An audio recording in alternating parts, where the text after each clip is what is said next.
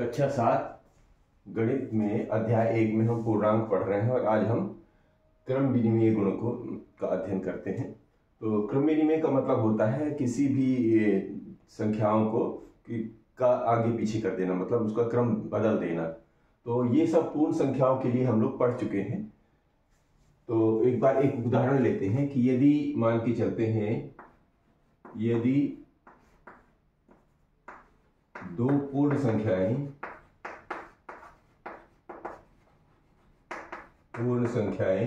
मान के चलते हैं 3 और 5 है, ठीक है।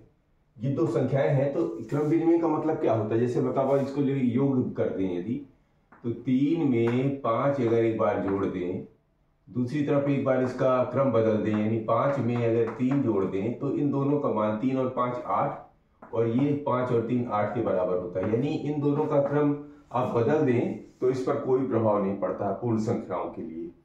तो क्या ये क्रम विनिमय नियम पूर्णांकों के लिए सही होता है? तो पूर्णांकों के लिए, ये तो पूर्ण संख्याओं के लिए तो सत्य है, संख्याओं के लिए तो सत्य होता है।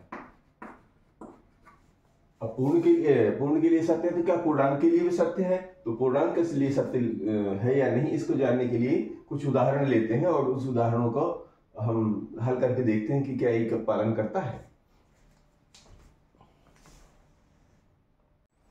अभी जैसे उदाहरण ले रहे हैं हम लोग कि जैसे ऋण 8 में से जोड़ना है ऋण 9 को। तो देखिए जो दोनों एक ही दिशा में जा रहे हैं तो क्या हो जाएगा, इसका परिणाम 9 8 और 17 है, और चूंकि ऋणात्मक जोड़ रहे थे तो परिणाम भी ऋणात्मक रहेगा। और इधर देख लेते हैं, ये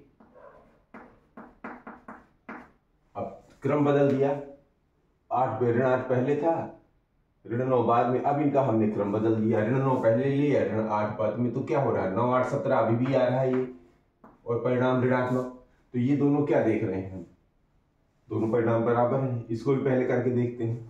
तो ऋण 23 में से जोड़ना है 32 को तो यानी 32 संख्या बड़ी है तो इसको कम कर दीजिए इसमें। तो ये बनाइए 12 में से 3 गए 9, और ये धनात्मक है तो ये कोई इस पर अंतर नहीं पड़ेगा, इसकी संख्या पे ये धनात्मक ही आएगा।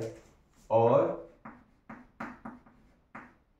इसमें से इसको घटा दीजिए, क्योंकि धन ऋण ऋण होता है, तो 32 में से ऋणात्मक 23 घटाएंगे तब भी ये 9 ही आ रहा है। इसमें भी करके देखते हैं। ऋण 45 में शून्य जोड़ना है, भाई किसी भी संख्या में शून्य जोड़िए या घटाइए, उससे कोई फर्क नहीं पड़ता, तो ये परिणाम वही रहता, तो ये ऋण 45 ही रहेगा।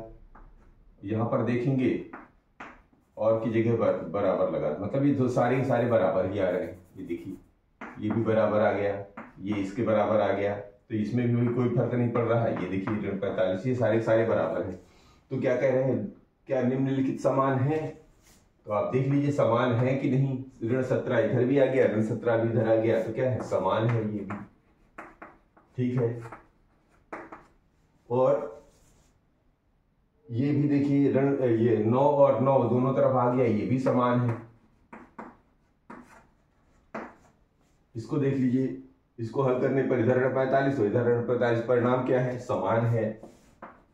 जब सब कुछ समान आ रहा है, इसका मतलब है कि पूर्णांकों के लिए क्रम विनिमय नियम का पालन होता है। क्या कर देते हैं, पूर्णांकों के लिए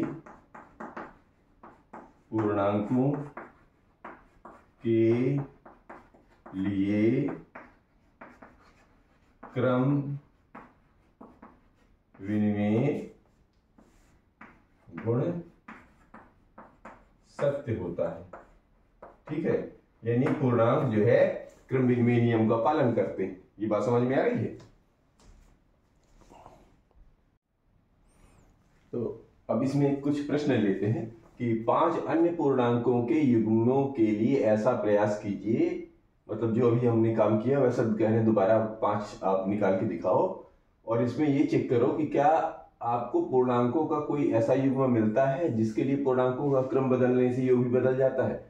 अगर ऐसा हम सत्य कर पा रहे हैं कि ये सही है तो हम कह देंगे कि ये नियम जो है योग के लिए क्रम विनिमय नियम का पालन होता है। किन्हीं के लिए? इन पूर्णांकों के लिए।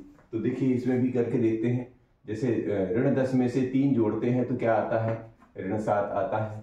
और ये क्या बराबर है? ऋण 10 में से 3 घटाएंगे तो बदल भी देंगे तब भी ऋण 7 ही आएगा। इसका मतलब ये दो बराबर हैं। तो ये कोई क्या ये समान मिल रहा है? बिल्कुल मिल रहा है। ये सब समान मिल रहा है। ये क्या मिल रहा है? समान मिल रहा है। इसमें भी ठीक है, ये समान मिल रहा है। इसमें भी देख लीजिए, 32 में से जोड़ना है ऋण 17 को, यानी कि 32 में 17 कम करना है। तो 12 में 7 गया, 7 5 12, और ये 2 में से 1 गया 1, यानी इधर बन गया धन पे 15। इधर देखिए यही हाल इधर भी करेंगे तब भी धन 15 बन गया। इसका मतलब ये दोनों बराबर हैं। तो अभी भी देख रहे हैं कि ये भी स्थिति समान आ रही है, ये भी स्थिति समान आ रही है। इसमें भी देखिए ऋण 19 में 25 जोड़ना है तो इसको 25 में से 19 कम कर लीजिए, तो 19 20 5 यानी 6 बचा इधर। और की जगह भी इसमें भी सही काम करना है। 25 में से जोड़ देना है ऋण 19, मतलब 25 में से 19 अब इसमें भी कम करिए तो ये आ गया 6। तो इसका मतलब क्या हो गया? ये भी समान आ गया है। ये क्या आ गया? ये भी समान है। इधर देखिए ऋण ऋण दोनों जब लेते हैं तब क्या होता है? जब दोनों ऋण पक्ष ऋणात्मक पूर्णांक ले रहे हैं तो दोनों को जोड़ेंगे तो 17 है 13 हो जाता है 30, ये ऋण के, और ये भी बदल देंगे तब भी ऋण के 30 ही रहेंगे। इसका मतलब ये भी दोनों समान है। ठीक है, यहाँ पर देखें ये भी दोनों ऋणात्मक है। दोनों ऋणात्मक को जोड़ने से 14 12 है, ये कितना होता है? 26, लेकिन ऋणात्मक है। और ये 14 12 26 ये भी ऋणात्मक है, यानी ये दोनों समान है। तो ये क्या लिखेंगे? समान है। तो अब इस प्रकार हम देखते क्या है, ये जो कह रहे हैं ये तो सत्य हो रहा है। इसका मतलब ये हम देख सकते हैं कि यदि कोई भी दो पूर्णांक हो, यदि कोई भी दो पूर्णांक ए व बी हो, तो यानी ए व बी हो तो कभी भी उनका योग करेंगे तो ए धन बी चाहे बी धन ए दोनों बराबर होता है। यही क्रम विनिमय है। तो कोई भी दो पूर्णांक हो तो कभी भी हम ए में बी को जोड़ें या बी में ए को जोड़ें तो ये जो है परिणाम प्राप्त होता है। यही कहलाता है क्रम विनिमय गुण। क्रम विनिमय गुण, ये क्रम विनिमय गुण कहलाता है। यानी कोई भी हमें पूर्णांक मिल जाए, उनको हम चाहे कैसे भी हम जोड़ें, क्रम बदलते रहेंगे तो भी उसमें परिणाम में परिवर्तन नहीं आता है। क्रम विनिमय गुण कहलाता है।